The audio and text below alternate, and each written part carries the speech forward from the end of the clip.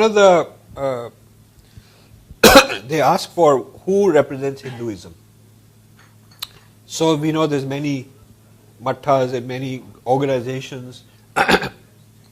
The oldest, the oldest known are akhadas. Akhadas are sadhu groups. And the sadhu akhadas, as organized groups, they are the owners of the Kumbh Mela, which is the oldest recorded practice, tradition, ritual, whatever you want to call it, of our culture and of any culture in the world. So the history of the Kumbh Mela is a very solid history of who we are, because there is 8,000 years of recorded akhadas. Akhadas, when they have a Kumbh Mela, in a sense it's their event. They are the event managers and they are the event participants. All of us who go are invited guests. It's their event. You know, this is very interesting. Right now, officially and legally, akhadas own the Kumbh Mela. And many of the grounds where the Kumbh Mela is held are owned by the akhadas. But the number of people coming has grown so much, they need to get government lands, rent it, government takes over. Infrastructural support. And government gives infrastructure support. But the core Kumbh Mela is an akhada project. I talked to there are 13 akhadas now. There used to be more, then they disintegrated, then they got reorganized, and they disintegrated. Adi Shankara reorganized them, revived them about 1300-1400 years ago.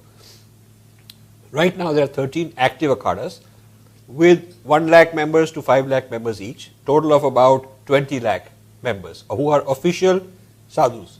They are each got a name, identity, membership number, so it's a very formal thing. That's a very large group.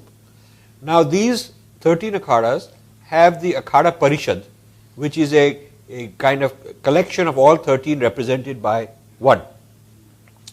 The Akhada Parishad, I'm delighted, they endorsed my book, which is the first time they endorsed a book, because they endorsed my book because actually I wrote an article on the Kumbh Mela and what dangers it sees. What are the dangers and threats concerning the Kumbh Mela, because it's getting out of hand and many people are infiltrating the Kumbh Mela and it might be in disarray.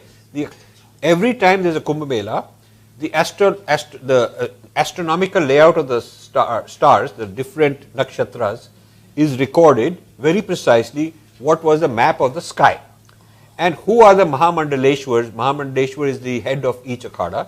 Who is the Mahamandaleshwar representing each of the akhadas who came, and their names and all that is recorded. So you can go back to the akhada records and there is software that validates that in that year, wow, in fact the sky was like that, you know, so that you can say, okay, if this was the state of the galaxies or whatever the different systems of stars, you can actually validate that this is not just made up, this is literally how it was. So this record people don't know about. So I was telling them, why don't you publish? You should publish a book on the history of the akhadas, the history of the Kumbh Mela, and this is the definitive history of who we are, older than Harappa Daro also, because that would be a huge narrative for our people to know. And they are not very sophisticated modern people. I'm a volunteer for this project. Yeah. Please enroll me. Yeah.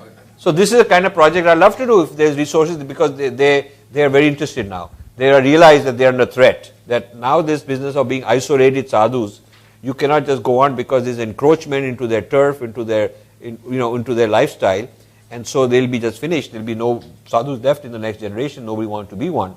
So they are also interested in bringing out knowledge to educate the public. And if there were people interested, I mean, we would do these projects.